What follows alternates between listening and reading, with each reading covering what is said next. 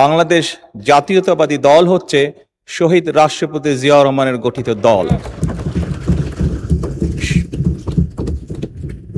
মাননীয় সংসদ সদস্য, আপনাকে একই সাথে আমি স্মরণ করিয়ে দিতে চাই, শহীদ রাষ্ট্রপতি জিয়াউর রহমান একজন মুক্তিযোদ্ধা ছিলেন, মাঠে থেকে যুদ্ধ করেছেন,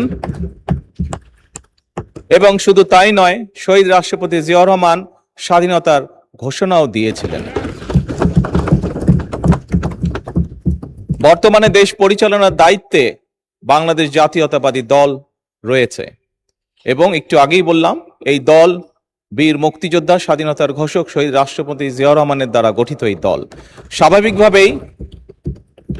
খুব স্বাভাবিকভাবেই বাংলাদেশ জাতীয়তাবাদী দল বিশ্বাস করে মনে প্রাণে যে মুক্তিযোদ্ধা এবং মুক্তিযুদ্ধের প্রতি তাদের দায়িত্ব, পবিত্র একটি দায়িত্ব রয়েছে। এবং সে কারণেই আমি একটু আগেই আমার মূল প্রশ্নে এবং একই সাথে সম্পূরক প্রশ্নে আমি বলেছিলাম যে যাদের দায়িত্ব ছিল দেশ স্বাধীনের পরে একটি সঠিক নিরপেক্ষ তালিকা তৈরি করা মুক্তিযোদ্ধাদের, তারা সেটি করেনি। পরবর্তীতেও বিভিন্ন সময়ে এই লিস্ট তৈরিতে বিভিন্ন রকম সমস্যা তৈরি হয়েছে।